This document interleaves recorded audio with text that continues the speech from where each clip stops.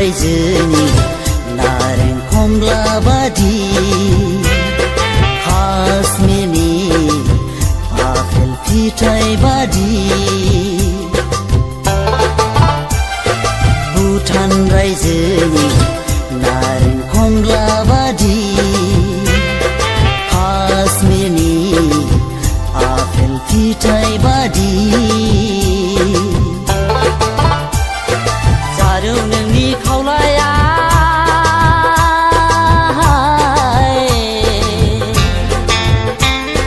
जारौ नोंनि खावलाया जारौ नोंनि खावलाया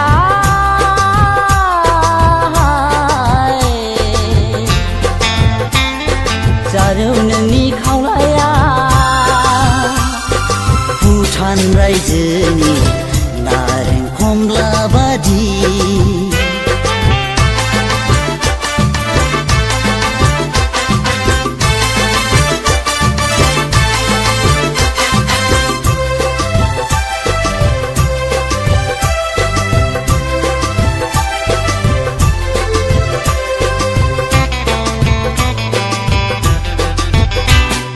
गुफुर हायलोल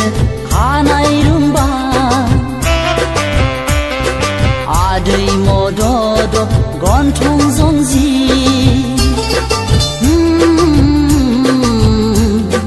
गुफुर हायलोल खानाय रुम्बा आदै मदद गन्थं जंजि बुंनानै फोजोबहाया नोंनि महरखौ रावजोंबो रुजुजाया नोंनि महरा गोसो आंनि नोंखौ सानबाय गावनि आंगो होनना गोसो आंनि नोंखौ सानबाय गावनि आंगो होनना भुटान रायजोनि नारें खमला बादि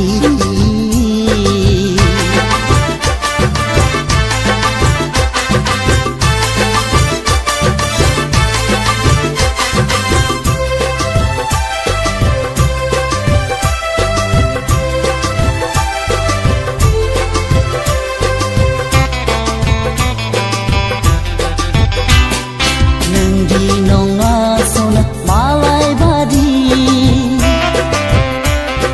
हाया नोंदि आंखौ बावनो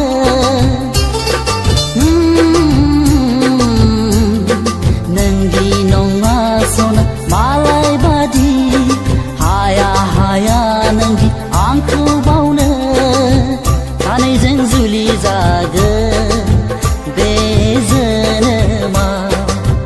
आलो गोजोन रायजो जागोन बे संसारा अराय जुगामि अराय जुगामि अराय जुगामि अराय जुगामि भुटान रायजोनि नारें खमला बादि काश्मीरनि आपेल फिथाइ बादि जारौ नोंनि खावलाया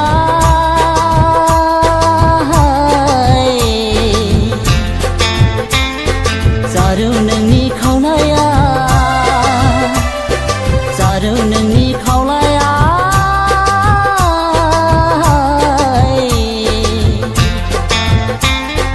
जारौ नोंनि खावलाया भुटान रायजोनि